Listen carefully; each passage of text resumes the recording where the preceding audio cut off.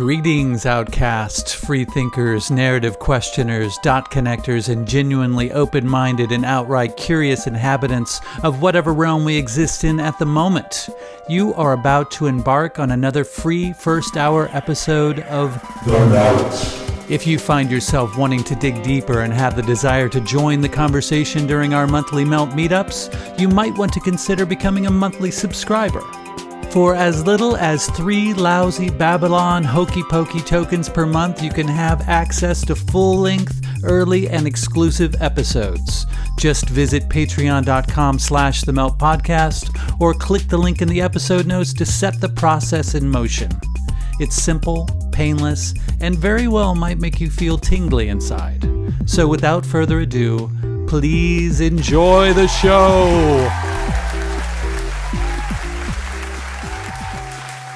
This is Hunter Muse. And this is Chris Snipes, and you are listening to The Melt.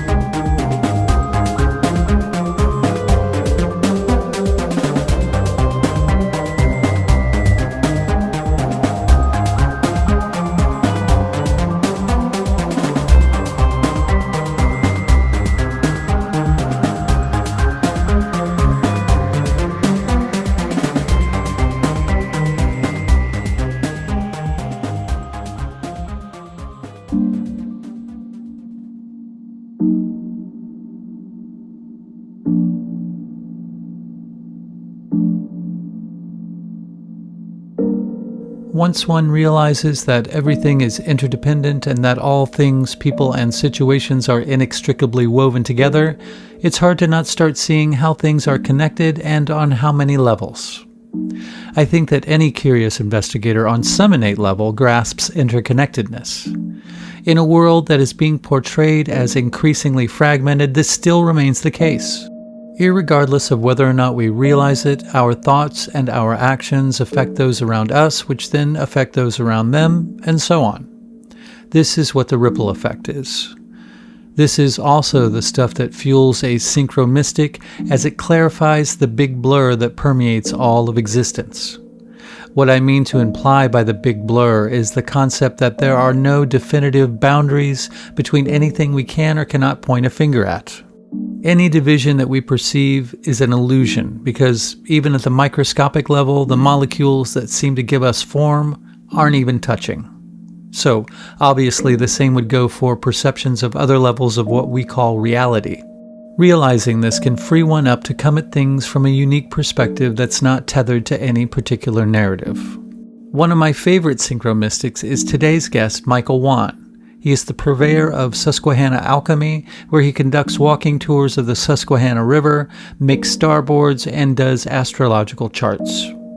Michael starts off the conversation by going into the series of events that brought him to the present moment. There was a point in time I was putting out, or I was doing a lot of shows, a lot of podcasts. Like that was part of my regular routine, maybe like 1 or 2 a week. And this past year has been different for me in many ways, but certainly with the amount of shows I have been on. I've still put out some of my own content and some of my own shows, but I have not been on anyone outside of like my immediate circle of where I normally go. So that being said, this today, on the calendar year, the calendar year is whatever it is, but it's a thing. And according to the calendar year, we're on December 31st as we're recording this. In fact, it's 5:00 East Coast time. That's where I am. I know you guys are Central. Mm-hmm. And so, culturally speaking, like this is a key moment. It's where the snake eats its tail. It's where the one cycle ends and the next cycle begins.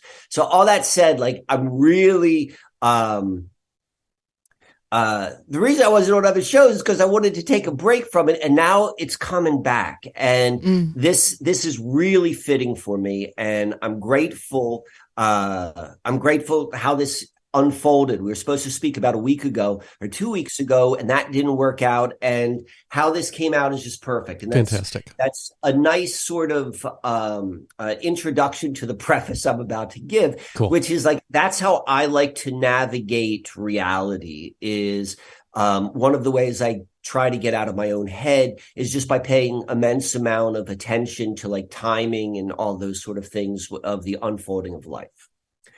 So that said, I want to tell you a 3-part story of what this last week has been for me. And I think that's going to be a nice entrance way into where we're going to go tonight in our conversation.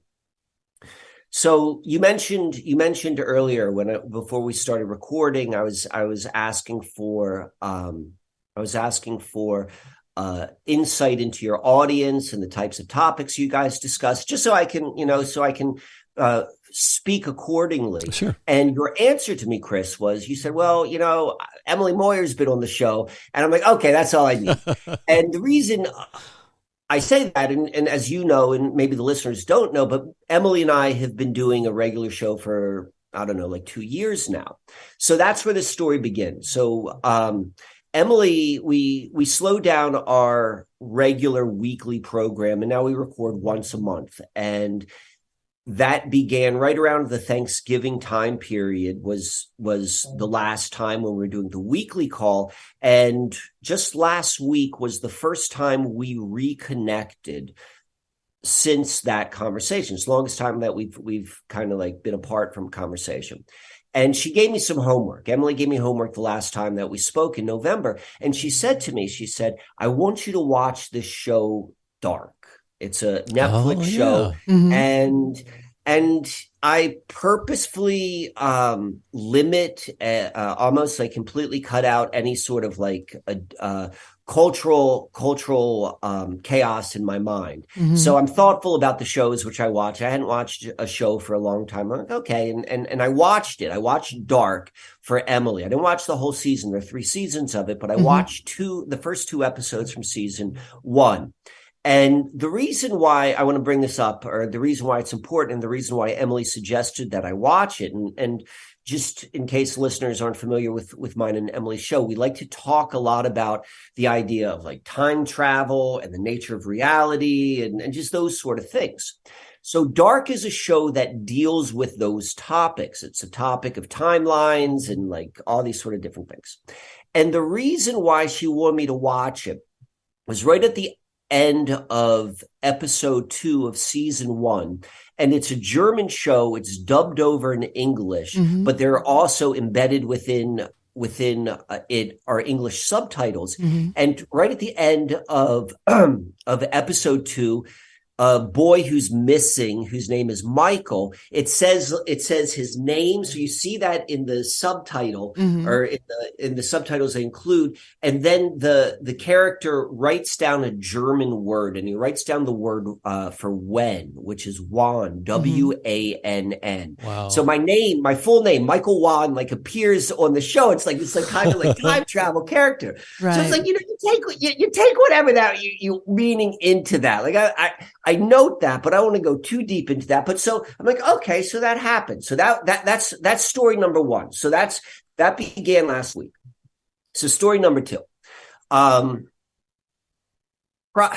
where to go with this? So, the very first of the last name Wann, if I were to follow that ancestry.com history, what's told to us in ancestry.com, like however real that is, like, that's what it is. If I follow that back, you can go and see the first Wann of my DNA lineage that arrived in the New World came in the 1750s to Berks County, Pennsylvania. And I live in Pennsylvania. I live in it now. I wasn't born and raised in Pennsylvania, but I've been here for about 15 years. But I'm not from Berks County. Like, I'm familiar with Berks County as a concept, but like I'm not familiar with it as like an actual place. So anyway, so I know that. And there had been a bunch of serendipitous happenings in my life. And this past year has been a real interesting year. And these serendipitous happenings coalesced to a point last week where I moved out of where I've been staying since May. And I was moving into this new home, which, just kind of like fell into my lap. And this new home was built in the 1700s. I didn't know this. Like, the first time I went there kind of on a dinner party. This was maybe in early December. And the homeowner said, he's like, oh, this house was built in the 1700s. I was like, wow, I never would have guessed that. And talking about that. And it occurred to me that my family, this is the first time I've been in Berks County for some time, or definitely for a dinner party. And I'm like, I know that my family, is from Berks County. I'm like, I just wonder, like, how close, could I find that information? Like, how close was my ancestral line, my grandfather to the eighth power? How close was he to this location?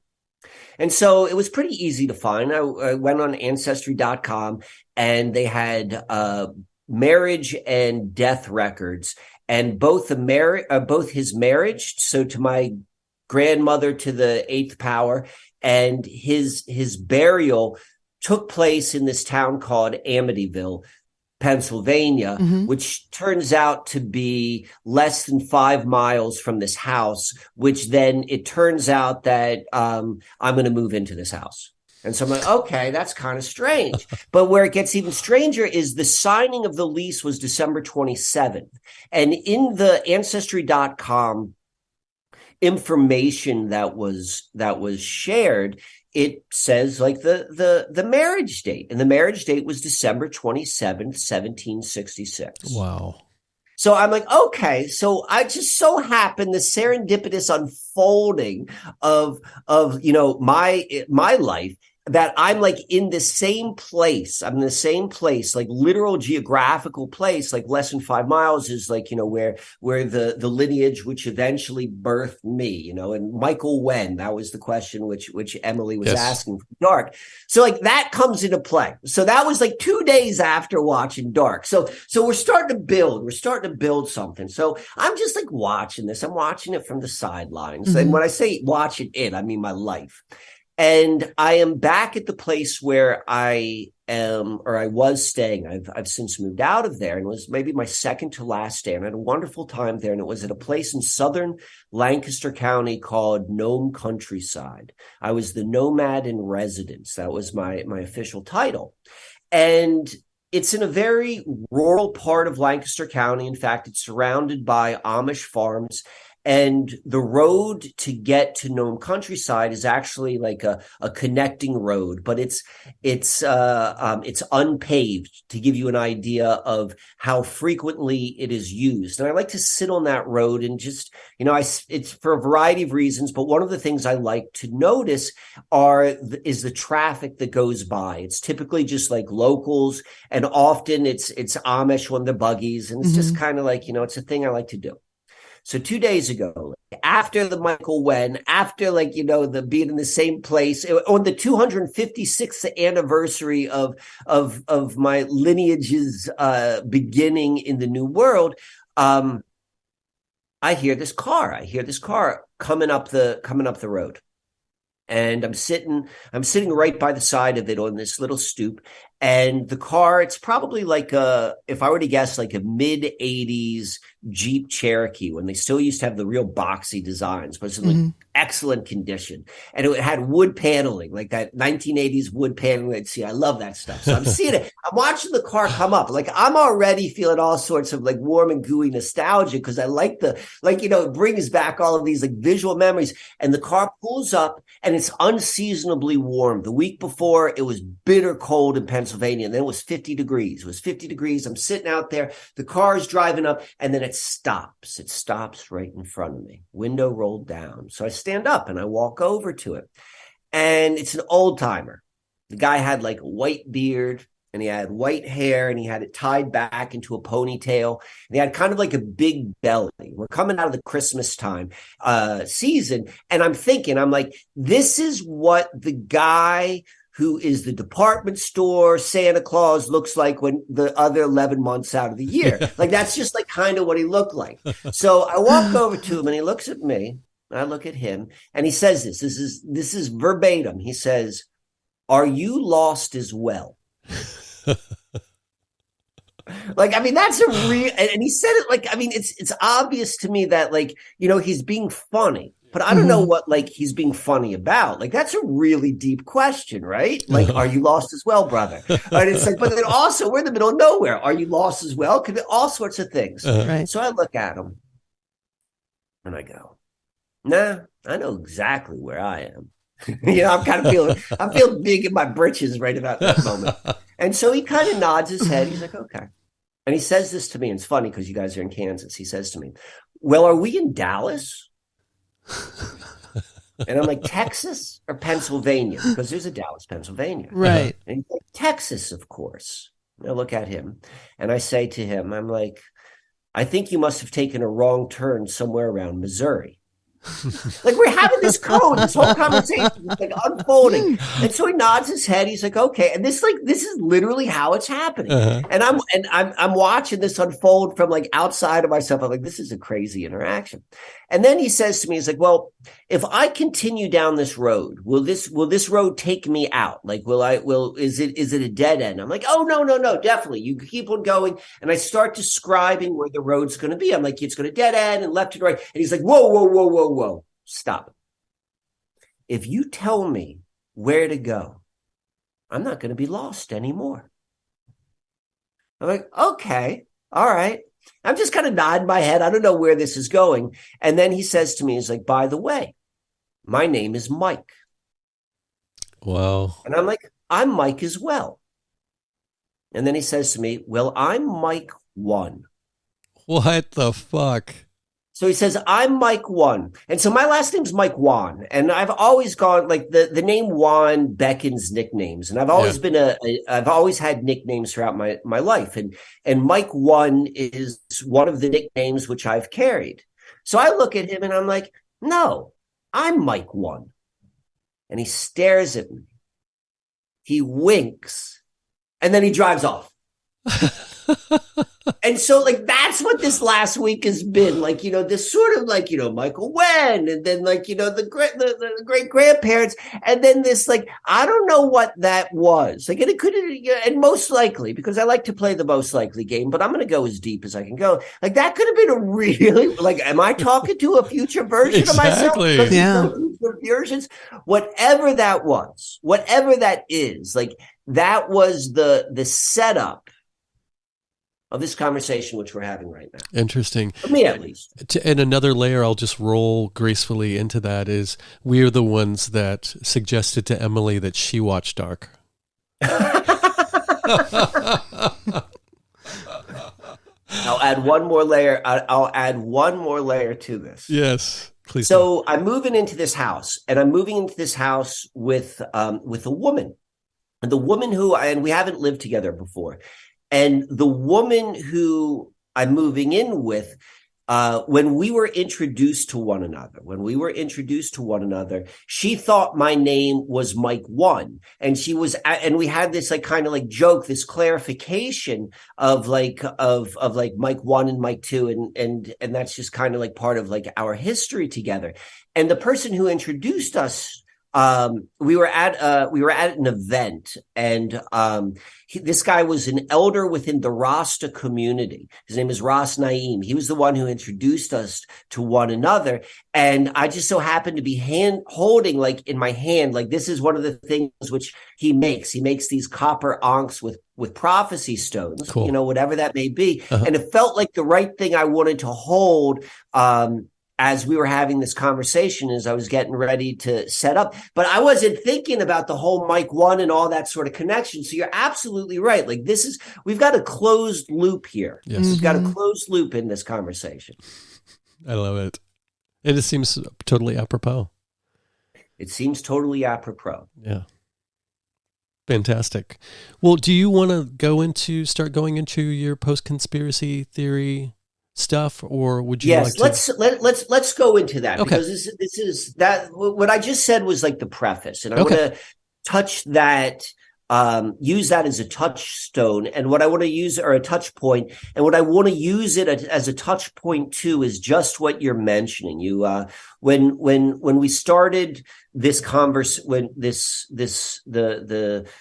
the communication which led up to us talking right now, it was like, well, okay, Mike, what do you want to talk about? And as I said, I haven't been talking much lately. So it's like there's been a lot going on, both like in my awareness, in my head, but then also in my life. And like now I'm coming back. So what do I want to talk about? What I've been noticing. And it is what I've been framing up as the post-conspiracy theory period. And I'm going to go and define what I mean by that. But before I get into defining that, I want to explain like why it's significant, like what that means, Okay. or at least what it means to me. Yeah.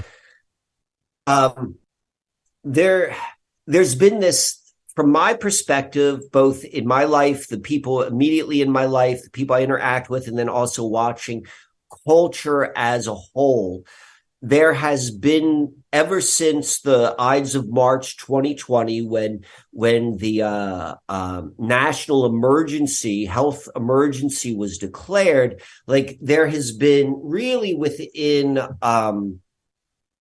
the whole world has been like, okay, now what, and really within the conspiracy, and I'm going to use that in a very broad sense of a broad brush stroke, but in the conspiracy culture and the conspiracy genre, there's been like a lot of like, okay, this is it, and like, the people are going to start dropping like flies. They're going to start dropping like flies, or it's going to be like, the interim camps are coming. They're coming if you don't get your shot, and all this sort of stuff. And then there was Antifa, and there was like riots, and there was like this and that, and like there's all this buildup. And then like nothing ever happened. Right? Nothing ever happened. Like, I mean, kind of happened, but maybe not to the expectation in which we were carried. And so two things though really occurred with the whole sort of sickness narrative. Like, I don't know, am I allowed to say the C word? Like, does that affect you? Like, not at all. I can or cannot. I hardly ever post on YouTube, so I'm not worried. Okay, so all right, so like I don't know where I'm going to go. So when COVID came, so this is what COVID gave us is it's as much of a mea culpa, as clear of a smoking gun as you're ever going to see. It's like, okay, folks, yeah, like this is it. Like all the receipts are there. Like all of the players we know about, they're like they've left the most concrete, undeniable trail of breadcrumbs that like it's right there, and you're watching it unfold in real life, and like, yeah, this is it. This is what we're always been talking about, like what you've been trying to convince everyone, and you've been arguing about. Like there's absolutely, like there's no denying right now that people are either going to see it or they're not. Like that line has been hard line drawn, and so that's what to me is the post-conspiracy theory period is. It's like, and another way of saying it, and I'll touch upon this in a moment, is like this is the revelation. Like this is the book of Revelations. They tell us that's what it's about. It's the end of one age, the birth of a new age. This when we tell you, we reveal this is how it is, and you saw it. Like all of those things. Like if you were ever like a really truthful to yourself conspiracy theorist, you always have to hold within you, like, well, it might not be accurate. I think this is the most logical conclusion. It's the best conclusion I can reach based upon all the information. But if you ever believe something like 100% without 100% proof, and you can rarely ever have that, well, then you become a true believer. And a true believer is like, it doesn't matter what you're a true believer. You've checked out a part of like your ability to be cognitive. So exactly. This is about as real as it gets. We've in this post-conspiracy time, we had all this build up, and now it's like, now what? And we're in this period of now what? And I want to go into that conversation in a moment, but I want to go into like the conspiracy theory period before we get into the post conspiracy theory period, because I think it's relative, or it's relevant, excuse me. So I'll go and I'll start with that. Conspiracy theory really like moved out of the basement. That's always been the pejorative kind of like insult is like, the basement dwelling middle-aged man, like, with all that. And there's probably an element of truth to that, because only a person who lived like that, who was so disconnected, who could zero in, could figure it out. And that was true when they were talking about in the 50s and 60s, 70s, the 80s, and in the 90s it started drifting out. And you could go and see like popular culture has been preparing the generations to begin to see life different. But the beginning of the conspiracy theory period is the 9/11 event, 2001. Like that was when like there was something on such a large scale where it's like, okay, this is it. It's so rich, like 9/11, in terms of how to look at it and analyze it. Is this an occultic ritual? Was this done to like hide $3.2 trillion from the Pentagon? Was this like, was it done with like, direct energy weapons? Was it like nuclear? Like all of those sort of stories, and everyone were talking about it. Yes. I have a quick question for you. You wouldn't dial that back down to JFK, where that term actually really was popularized, conspiracy theory? Definitely. Well, those, in my opinion, those are the two hallmark events, or would be the JFK and the 9/11 event. But it wasn't until 9/11 that like conspiracy theory, like, I mean, people may have talked about like the JFK thing, and there was like, Lee Harvey Oswald, but it was still kind of like, it wasn't like, I mean, James Shelby Downard, like he introduced the whole idea of like synchromysticism in the JFK assassination in the 1970s. I believe that's when King Kill 33 came out. But that was a basement dweller. Only a basement dweller's reading that. When 9/11 hit, like loose change was like mainstream as can be. It was YouTube. You could watch, like it was as normal as can be. So that's why, like, definitely there's always been conspiracy theory, but maybe we'll call it the golden age. Like that's what 9/11, it was such an event, like without talking about what it was, like as a marker in culture, like that began something. And I'm using it as like a touch point. It brought it out of the basement, is what you're saying. It brought it out of the basement. It didn't solve anything, because it's like, it died out as a debate because I think everyone got tired of having it. But probably like from 2010 to 2015, like all of the arguments never advanced. Like you either thought that architects and engineers for 9/11 truth, like that had legitimacy, or it didn't. Like, like that, those lines, there was no convincing, like those lines were crossed. So I'm looking at that as a touch point. So our starting point, because what I would say would be, and COVID is our end point, and we'll get to the actual date in a moment. But there's been so much, like there's so much has happened from 2001, let's say, to 2020, those 19 years.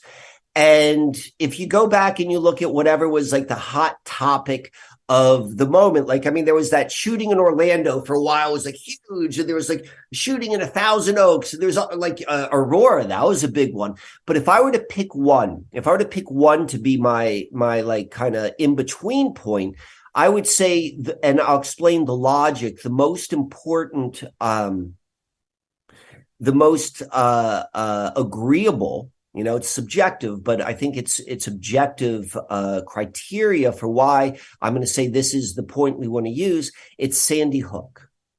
It was the Sandy Hook event.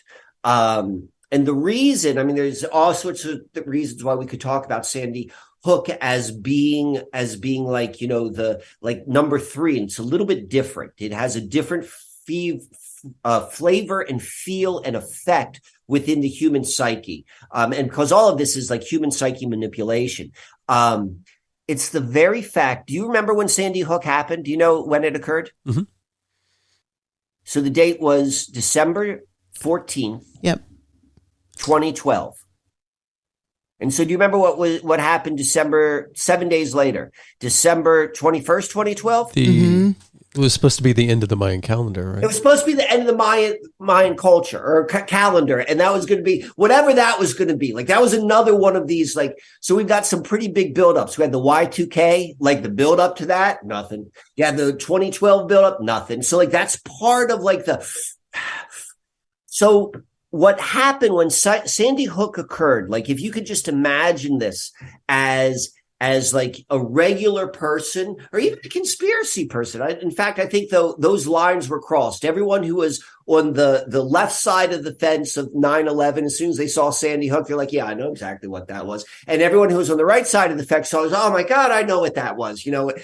But what makes that event so unique is all of culture. All of culture was in this slow build up to 2012. Whether or not you put emotional currency into something happening at the end of the Mayan calendar, or you just thought of it as an interesting thing, which is capturing the attention of kooks, because it was like a big Hollywood production. Like 2012 was a movie. Like everyone was talking about 2012. There's all of this build up, build up. And then that event happened. And that build up was very, very unique. And so because of that, I'm going to say these three are touch points on a line, a timeline, a linear timeline of this conspiracy period, which I'm going to say began in September 11th, 2001 and concluded at COVID. And so this is where I'm going with all this, because I have a point with all of that. I'm sure you do. Talking, I'm going somewhere. I know you have a point, Michael. Did you give me screen sharing capability? I don't know. I'm not even sure. You didn't. So I'm going to ask for that. I know that this is an audio podcast, so I'm going to go and include afterwards, after our conversation, I'm going to send you slides of what I'm going to make reference to now. But I want to pull that out for us, so you guys can see what I'm talking about. Okay. Can you do it now? All right. So I think I'm good. So okay. All right. Cool. And you guys see this right here? Yes. You can see this like. All right, so we've got like right here, we've got World Trade Center destruction, Pentagon explosion, 9/11, conspiracy theory moves out of the basement.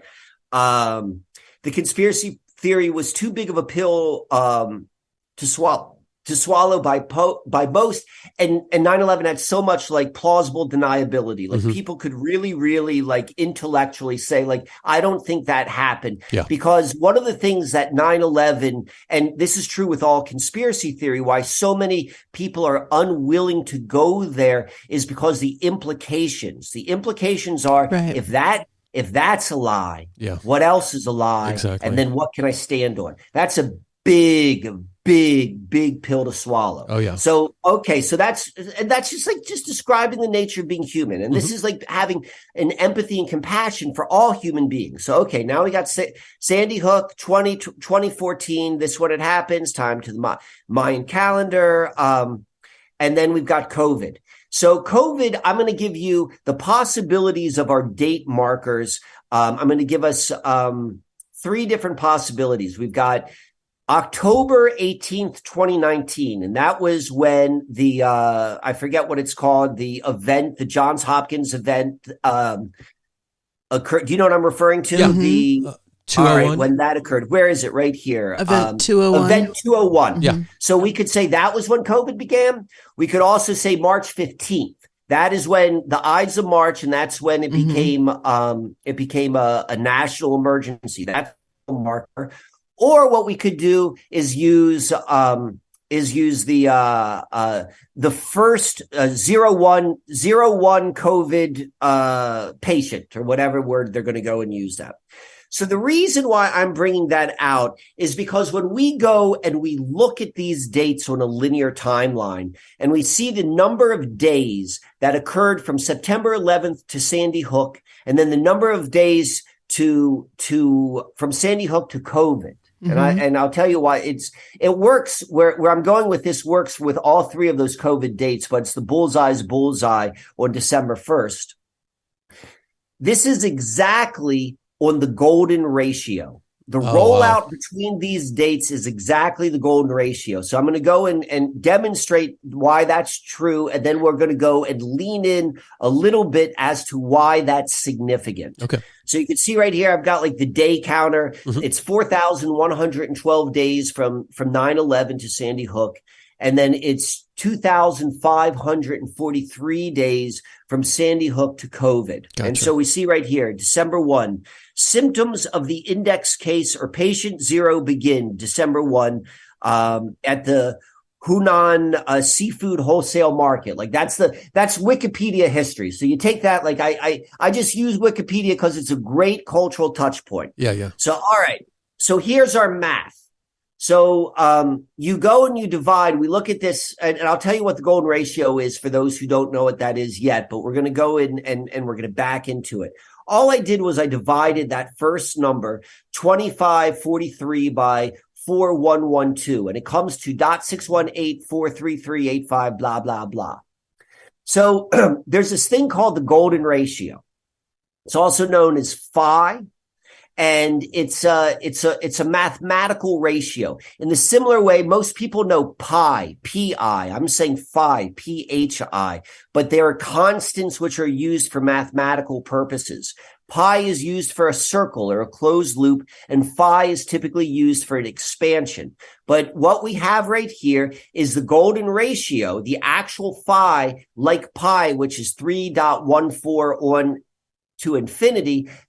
The golden ratio is the same way. And the golden ratio is, it's both 1 point or 0 point, but the numbers after the point are the same, which are 6180339. So we've got this relationship of dates between Sandy Hook to COVID and 9/11 to Sandy Hook. It is to like the 10,000th power of lining up exactly to the golden ratio. Wow.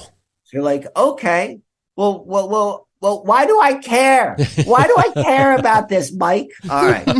So let's go look at the golden ratio. So the golden ratio, like this has been a thing. If it's new to you, like if you know about this, you're like, oh yeah, that's a big deal. So if it's new to you, so the golden ratio has been talked about and used for as long as they've been telling us there's been civilization. And the golden ratio is this mathematical formula that can be expressed in physical ways, which is both the building block of the universe, down to like what appears to us as human beings to be like beauty and harmony. So I'll give you a couple of different things. So this is from like the golden ratio website. Life from the proportions of the DNA spiral to those that define the human face, golden ratio.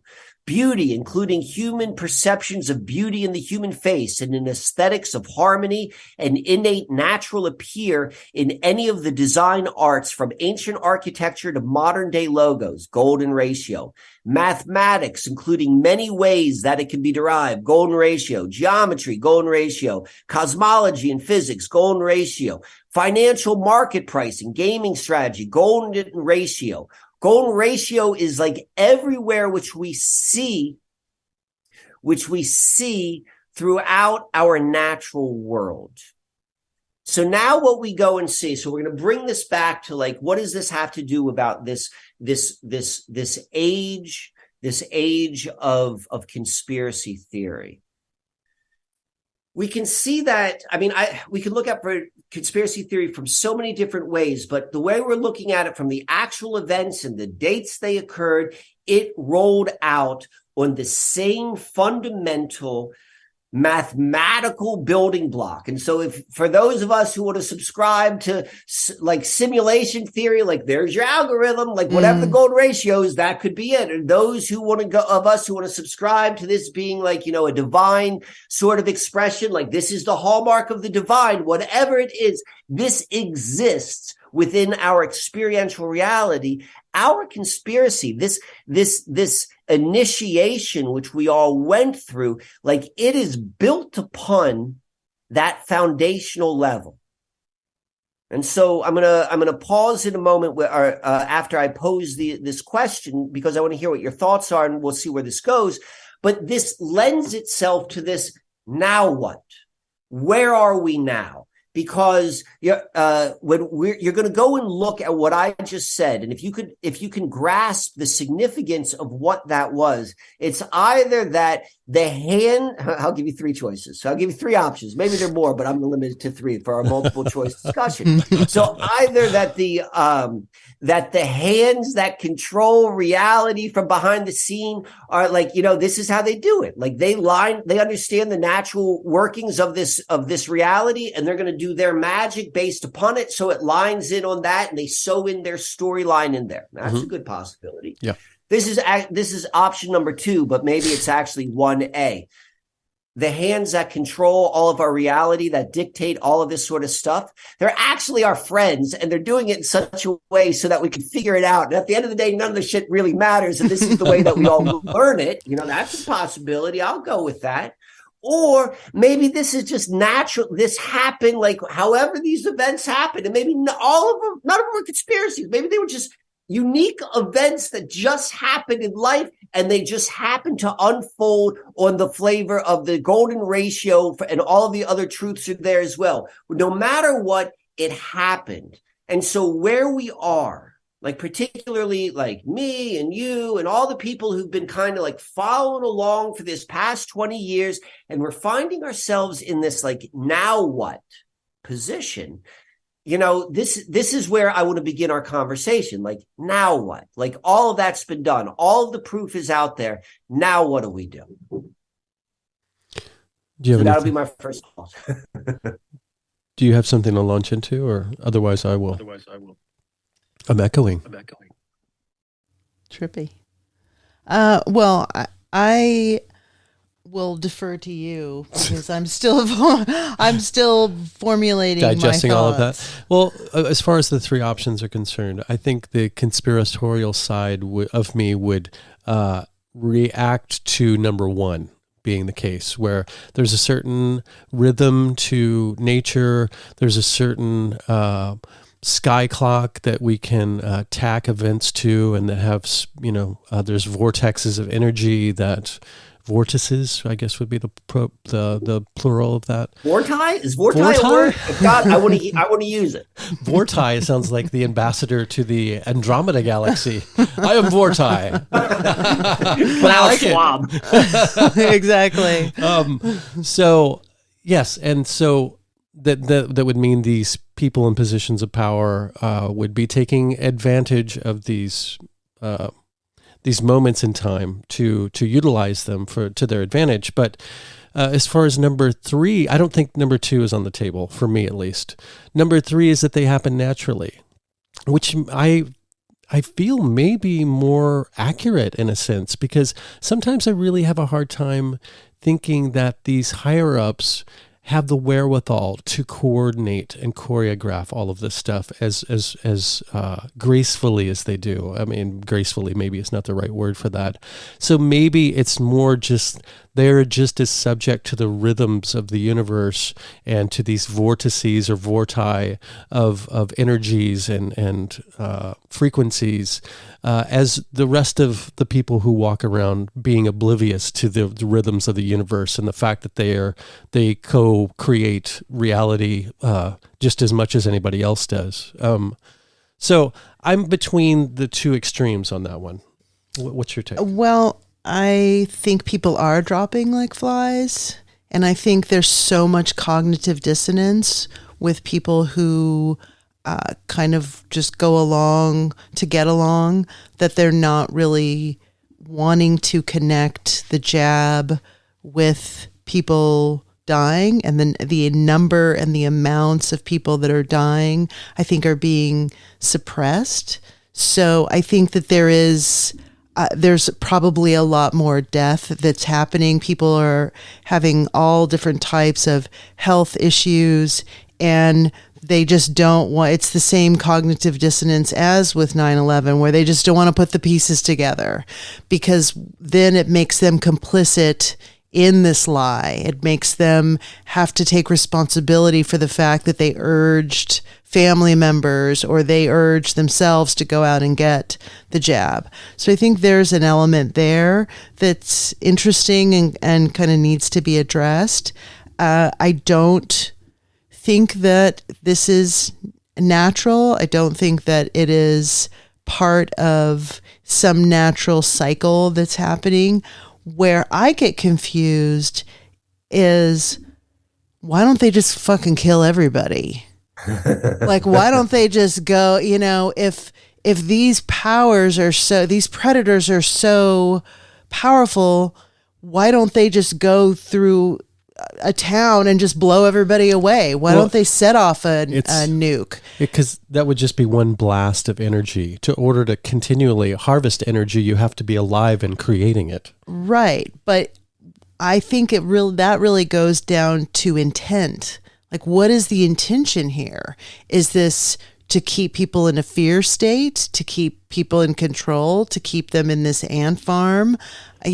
What is the end goal? And I think that really kind of feeds into what your thoughts are, is, okay, what's next? Well, what's now? Like, what the fuck is happening right now? Like, what's the next step? I still see people wearing masks.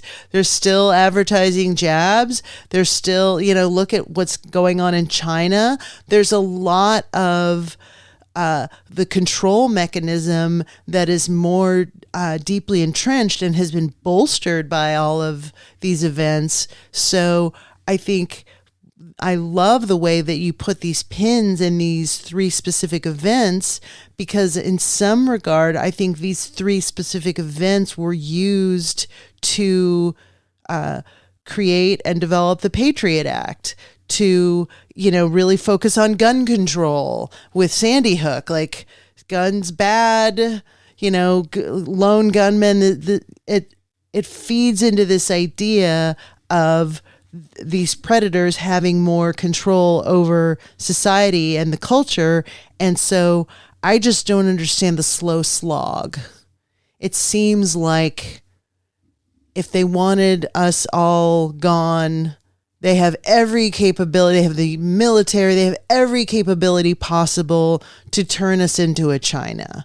So I don't think it's about money. They've already got all the fucking money they need. That gets into different karmic territory, though, I think. Right. But if they don't believe in karma, so what? It doesn't. It's there whether you believe it or not. Anyway, sorry, Michael.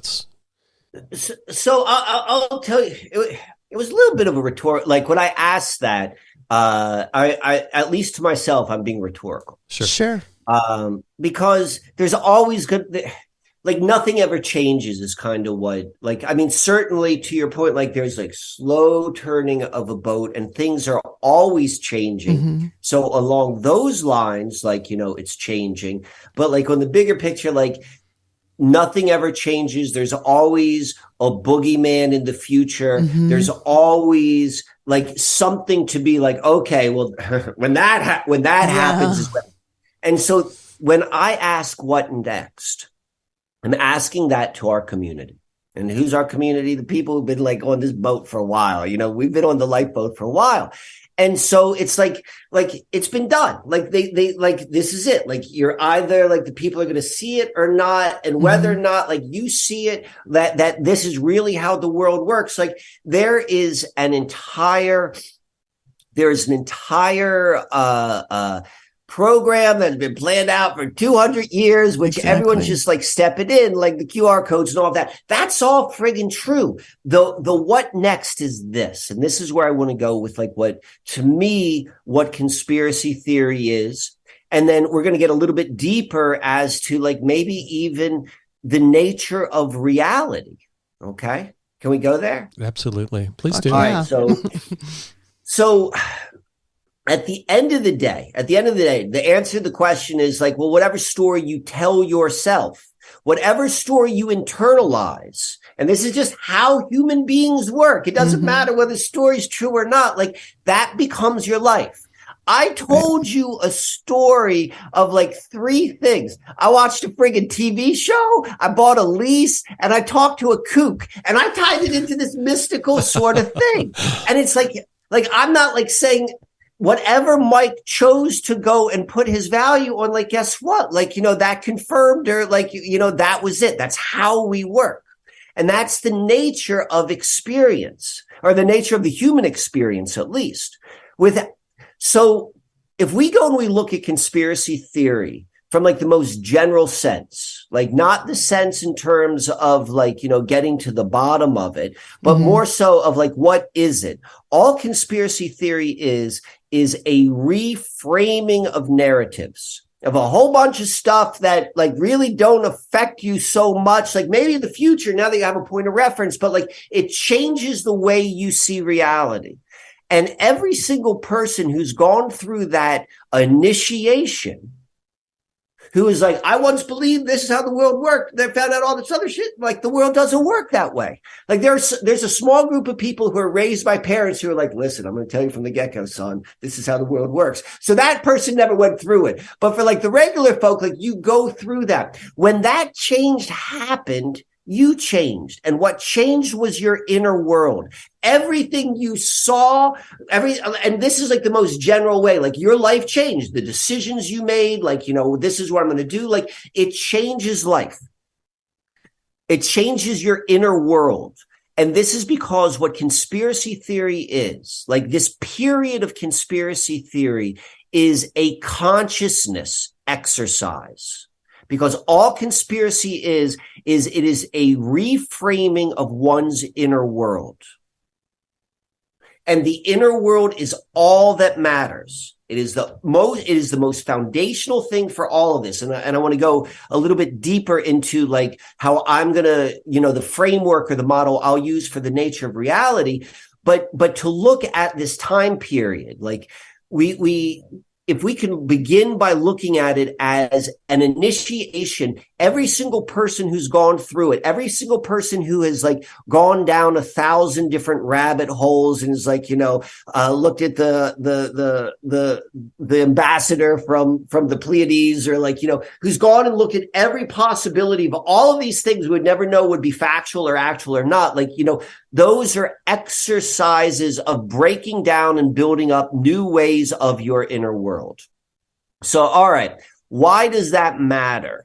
Because our experiential reality as a human being is like, this is how it works.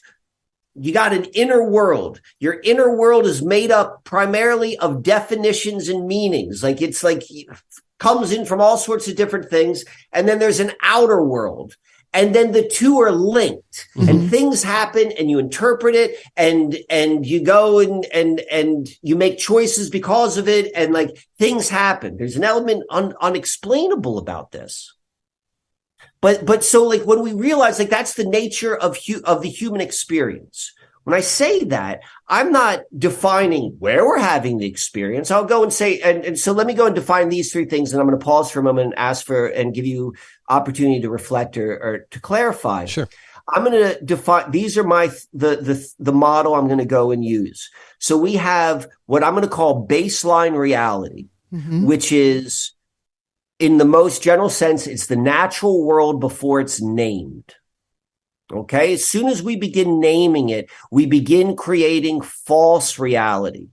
Everything, every culture, every time we talk, like that's a false reality. That doesn't necessarily mean it's false reality is bad. It just means it's not real. The moment you call a tree, that's just what it is. It's like that's part of the human experience as well. So we've got our baseline reality, which has no meaning whatsoever. We've got the false reality, and the most strongest false reality, which we're all sharing together, is called culture. That's the biggest false reality. Yeah. And then there's where does the baseline reality exist? That's the greater mystery. I don't know. That's outside of my I can't answer that. I don't know that answer. Right. But and in some ways, I don't even think it's a worthy conversation. What I think is worthy is understanding how we live and living in this reality, and because that's all we have to do or deal with. So I'm going to loop this back before I pause, which is, if that is the case, if that's where we're having this experience, and our experience is ultimately dictated by this dance between our inner world and outer world, and our inner world is formed by definitions. We just went through collectively this 20-year training program of this is how we reframe consciousness. It's this simple. It is this simple that when you go and you begin to change and understand how your definitions occur, like this is where life begins to change. Now, I said I was going to pause. I'm sorry. I spoke out of turn. I'm going to say one more thing before I do. So what now? So the reason why that is a relative question, the reason why that is not a rhetorical question, is because in this false reality, there is setting up, waiting for every single person, all of us. Like if you're no longer, if you just continue to point and say, like, see, look, this is more of that. This is more of the cabal. This is more of that. Like, it's just the ship's just going to keep on going down the path. Right. And just, you said, like, if they wanted us dead, they'd be dead. You're not dead. They want, for whatever reason, we're here. So that's going to happen. So that forces us to realize the paradox we are in, which is, if we are to actually have a different type of experiential reality, and that's what I'm talking about, the what's next. If we really want to have something outside of the false reality in which we have been born into, we have to come to the realization of the paradox, which is this: our inner worlds are created by the world we are born into. So how do we create a new reality which has not been formed by the false reality which we've been born into? And that's our paradoxical question, and our paradoxical position. And that is like, okay, what do we do now? How do we go and recognize we have a collective blind spot and not allow this blind spot to allow this opportunity during that 20-year period to just be like a blip on the screen, and then like 20 years later, they're talking about this just in the same way they were talking about November 23rd, 1963. Right. Well, just to give you a little bit of context, I was born in the paradox. My father was a professional wrestler. So my entire reality when I was a little girl was, there's consensus reality that all of these people are agreeing upon, and then there's what which is that all of that they're agreeing upon is not real. So, Hunter, I would say that puts you in the most, like, you've got some of the clearest eyes and like, what, wow, like I could dive in deep to that. Wow. Okay. So that is a really good understanding to know that you came up. Like, I'm going to assume this is going to be true. Two things. One is, you're like, yeah, most people fall for a lot of bullshit. You realize that from a really early age. And then two, there's like an element of toughness, right? Like professional wrestling, like embodies toughness. Yeah, like, absolutely. And so your inner world would have been built with those qualities, like from the get-go. And that's in my opinion, an immensely admirable quality. The secret keeper. I was the secret keeper because I was never allowed to tell the truth. When kids at school would say, "Is wrestling real?" I had to go along with the lie and say, "Yeah, of course it's real." So that's one side of my family. The other side of my family is my grandfather was an electrical engineer who helped start the NSA. So from the time I was a child, I was told about propaganda and MK Ultra and the CIA. And will you tell me again what his position was more he slowly? was He was an electrical engineer. he was an electrical engineer. He was a 31st degree Mason and helped start the NSA. Before it was the National Security Agency, it was the National Security Alliance. So I came from a background of people who were secret keepers, who knew kind of what was going on behind the velvet curtain.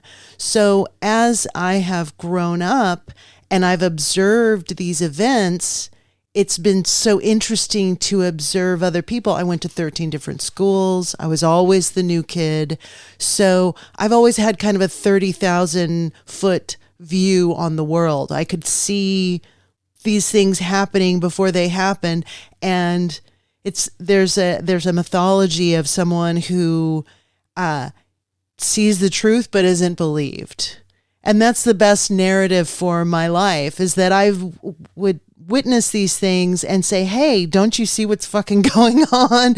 And everyone's just got the blinders on, like, because it disturbs too much of your the story you've been told as a child to be able to pull that veneer back. And I think that that's the thing that drew me to Chris and has been the glue that kept us together throughout this whole COVID insanity, because he started to see all of it too. And he was like, wait, none of this shit makes sense. And I think that that's part of this seventh sense that I have been afforded. But in some ways, it's a very isolating position to be in. Can I comment back on that? Absolutely. Please do. All right. So 100% correct in terms of like that isolation feeling. Looking at people from an adult perspective, anyone who's like an adult that had an upbringing of immense isolation, they often have the best capability to go and see things more clearly. Like that's kind of like in the way we were joking about the guy who was in the basement. He was highly isolated, and isolation, like it's a dual-edged sword. Like, you're able to, because of the isolation, you're able to see things more clearly, but then like it's a hard thing to shoulder. And then also when you want to go and share, like, you're the outsider. But we're also, I want to go back to this nature of inner world and defining that. So when you were saying we were saying it's too hard of a pill for people to swallow, to think, pardon the pun, to a lot of these implications, like the inner world works that way. Mm-hmm. The inner world is like layer upon layer, beginning from childhood, even like DNA and all of these sort of things. And so when humanity is raised in a very, very occulted false reality, that's what our culture is. Like, there's no recognition of the fact that it's all a mystery. Like there are other like cultures which are still false realities, but there's a full recognition that we don't know where we are, what this is. Right. And there's mythologies around that, but there's an understanding. We have a culture which is constantly telling people the gaslighted lie that, oh yeah, we know what's going on. This is it. You're on a rock. It's space, like solar system. Right. And like, so don't just trust us. And so what happens is when that inner world is built upon such a weak platform, and someone knows that inside, when they hear people beginning to go and poke holes at any of these like secondary or thirdary levels of the inner world, but like deep in the foundation of their understanding of reality, like that's terrifying, because there's a deeper understanding. Like, I don't know how deep it goes, but I know if I keep doing what they tell me, well, I don't, like, at least, I don't have to face that. And so to me, I think it's important to understand that as to the what's next question, is to understand like how we move through this is understanding how we are. And that's part of how we are. And that's a really, really important piece of the puzzle, or piece of the understanding of what's going on. And the real gift, I also think, is of seeing what's going on and having that clarity is as this next stage, this next portion of life, we're stepping in together. A lot of those who are on the outside, we're seeing the inverse. We're seeing the reciprocal of that. Suddenly, we've all seen this over the past year and a half, is like more and more people are like, okay, let me hear what you got to say. Before you leave, maybe tell our listeners where they can find you and your lovely work on the internet. Susquehanna Alchemy is the moniker I have used. So if you were to ever do a search on Susquehanna Alchemy, the most amount of content is on YouTube.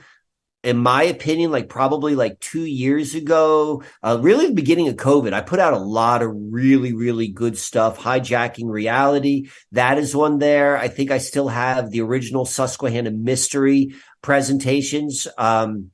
I put out really good presentations with, and what I mean by that, not only are they thought provoking, but I give good visuals.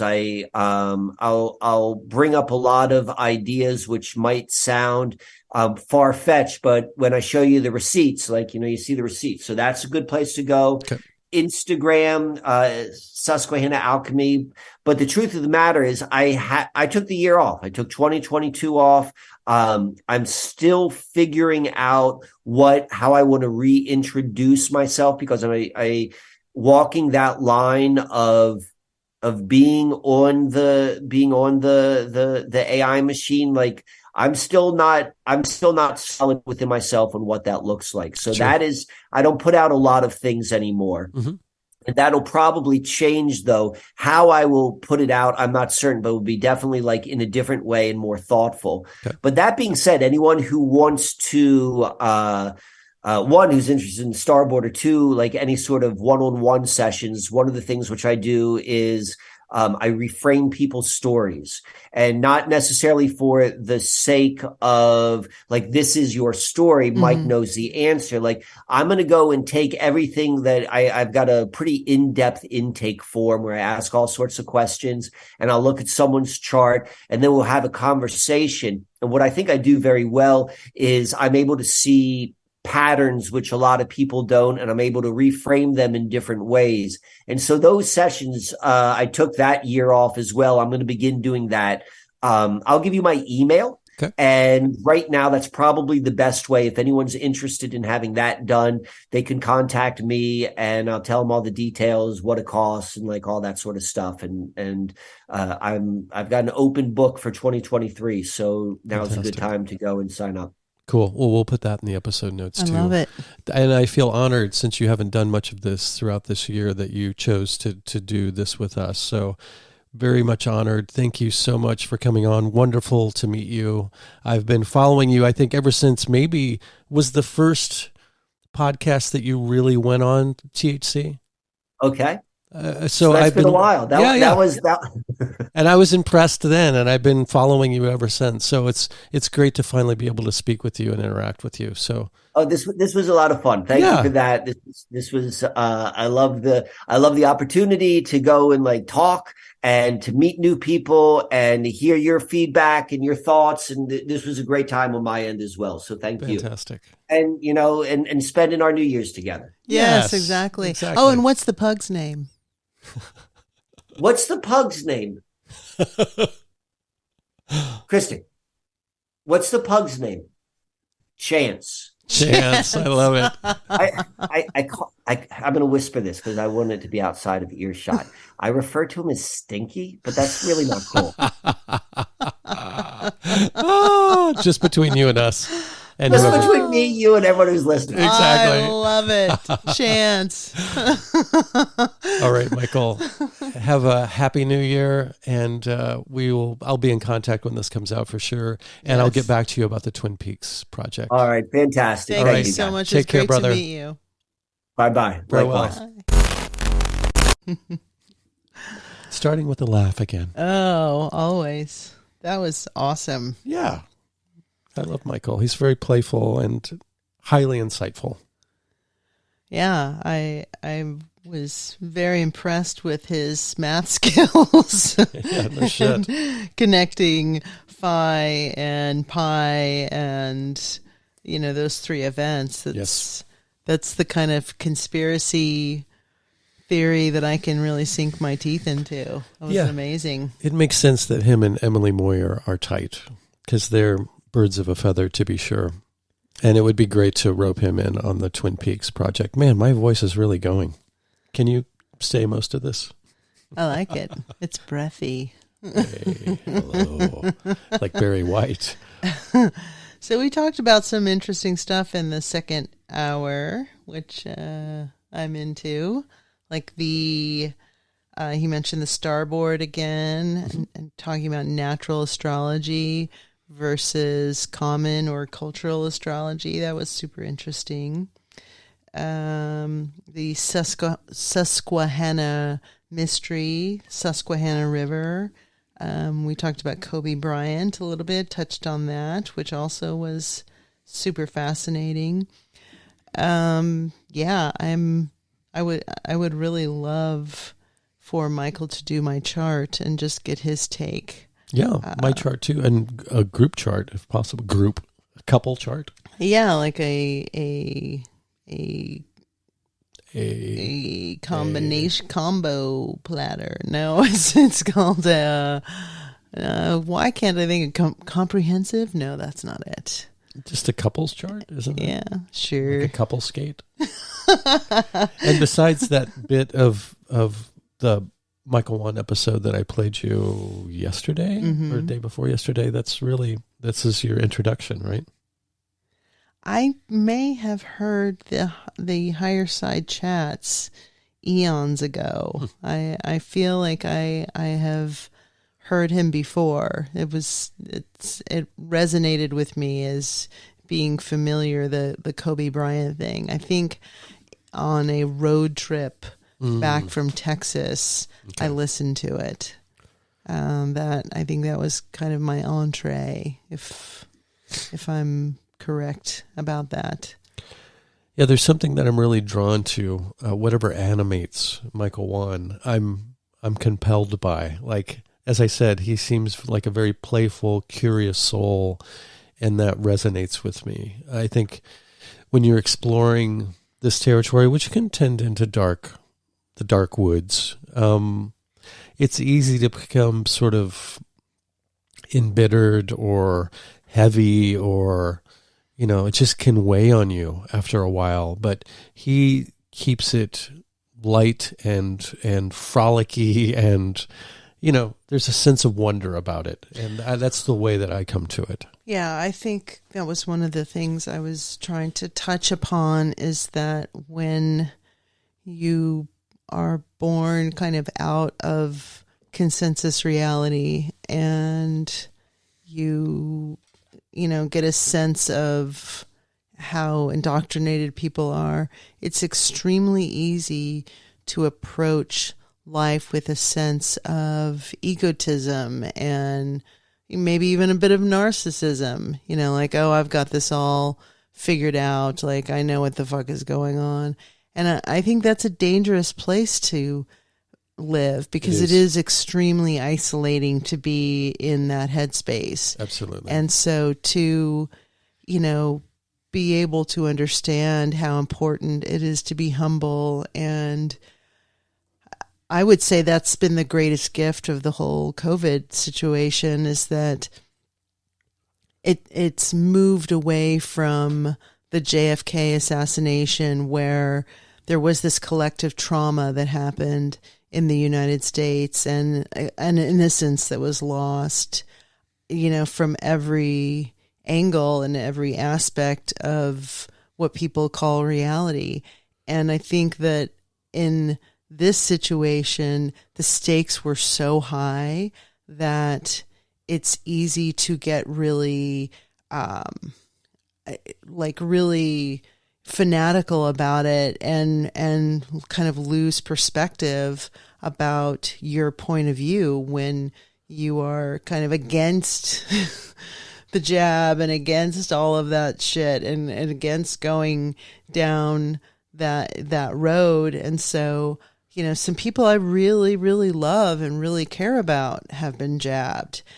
My father, my best friend, people that that are kids, these people are very close to me and I really care about them and I don't want anything bad to happen with their health.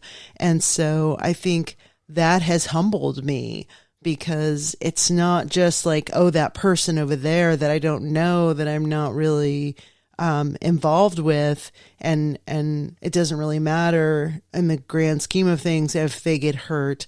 These are people that are in my sphere that I love. And so I think that's been the humbling part, is just kind of seeing all of this and saying, I want to intend the health of this planet. I want to intend the health of the inhabitants of this planet. I don't want to wish ill on anyone, even that little worm Fauci. Like, I don't want to perpetuate this negative energy that is easy to get swirled into, because I think that's a poison.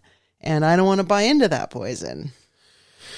And what he was saying about baseline reality and fake reality or false reality, I think, he did sense that I was a little triggered by that, because I don't think I understood what he meant. But sometimes often semantics are very important, depending on what word you use to describe something. But I think there's a difference between what he describes as false reality. There's many people who walk through life very unconsciously, and they're not very self-reflective, and they don't spend a whole lot of time going inward and analyzing and going into what their motivations are for their behavior, or where their thought processes may stem from or begin with, and why they have taken the direction that they have gone, whether that be from some outside stimulus or from some experience that they had in their life that drastically changed the way that they thought, or whatever. It doesn't matter. So I think when you're existing in that sort of somnambulistic state, it's easy to build a false reality, because it's not really based on much of any, something of any depth, or much depth, or well-founded, maybe might be a better way of putting it. But there's also another version of that reality for people who maybe are more self-aware and are very familiar with what their motivations are for their actions and their thoughts, and they've spent a lot of time mapping the way that they think, and what sets them off and what doesn't, and what their proclivities are, and why they react to certain things in certain ways. And, they've just mapped their minds more. So I wouldn't say that is necessarily a false reality. And that's where that's why I said that. It doesn't mean that it's a reality that it has an inherent meaning in and of itself, but it comes from a different place than the somnambulistic reality. It's not completely false, because it has some sort of weight and intention behind it, and the person who is manifesting that kind of thought is, there's just more awareness to it. So it's entered into in a much more conscious way than just sort of chain reaction of knee jerks that inspire many people to react and parrot and say the things that they do on a day-to-day basis. But when you question why they do that, they might not even be able to tell you how that chain reaction of knee jerks started. Does that make any sense? Well, that's why I used the term hierarchy of reality. Sure. Because for me, there is a absolute truth with a big T, and then there's which is an objective truth, and then there's a subjective truth. And where the hierarchy of reality falls in that is that it's the top tier of reality is the absolute truth, the objective truth. And then as you kind of trickle down from there, then we get into consensus reality, which is the reality that is agreed upon, and then you trickle down from that, and there's the subjective reality, which is my reality, your reality, the reality of the people that are in our sphere, and how those people perceive the world. So I think it's really contingent on what you're trying to achieve. Are you trying to stay in your subjective reality because that's a safe egg and a safe bubble to live in? Or are you trying to penetrate that membrane and reach that hierarchy, reach that objective reality? And I think that's ultimately, as a human, I think that really should be the goal. I think that's where empathy comes in, is that I have one perspective, but can I raise my frequency to this level where I can perceive the universe, where I can perceive the earth, where I can perceive other people's reality, and I cannot judge that reality. So I think that's the thing that we're trying to do, just in our own ecosystem, is not look at other people as the other and not say, well, my reality is real and you're living in a false reality, or your reality is bullshit, because it doesn't resonate with me. And it's easy to do. I mean, I catch myself being a sidist, meaning, that's just a term that I just came up with, but thinking that there are... Sorry. I'm so sorry. Thinking that there are sides, in the sense that, this group of people is this and this group of people is that, even though that group of people may very, very well define themselves as something. That's their illusion if they want to live in that. But I would like to think that isn't the case. And so, because I think a lot of this social engineering, not only to, disseminate fear and harvest whatever can be gotten from that, but is also to subdivide us in such a way that we don't even see unity or coming together as a possibility. And I think one of the ways of stopping that process before it starts is language. Right. And being conscious of how we put things. So I try not to say things like normies or libtards or globetards or anything like that, because that kind of language says I'm superior, these other people are inferior, and I'm drawing a very definitive boundary between those two things. Or defining someone by their sexual preference, or defining someone by their race. Yeah. Because what you're saying is, this is the most intrinsic, most important part of this person, is this thing. And so because they are gay, or they are heterosexual, or they are a man, or they are a woman, that means that they fit into this box, and they fit into this taxonomy and this definition. And so that means they are an other. And I think that's a really, really skillful way to fragment the human experience. And I think that's why identity politics is such an important and intrinsic part of whatever predatorial agenda there is, because we can look at someone and say, oh, well, if you are gay, that means you're woke. That means you believe this. That means that you are okay with minor attracted people now, because we've put all of these categories in one bucket together. And I think that's the thing that's so fucking dangerous. And I don't buy into it, and I don't think anyone else should. And when you go out into the world and you start to engage with people and you catch yourself doing that, it's really important to have that observation and say, oh, I'm doing this. I look at this person with a shaved head or weird hair, and I'm making all these assumptions about them based on how they're dressed or how they look that could be completely erroneous. Yeah. And don't buy their definitions of themselves either. That's their problem. How they define themselves is one thing. You can't have any control of that, but you can control how you perceive that person. So even though they might have green hair and a Black Lives Matter shirt and a rainbow necklace or whatever, that doesn't mean that you have to sum them up into those categories just because they do. You don't have to fall under the same spell that they've fallen under. And that could apply to any side about any ideology or any category is what I'm talking about. Right. And that spell doesn't necessarily mean that they have co-signed off on all of those things.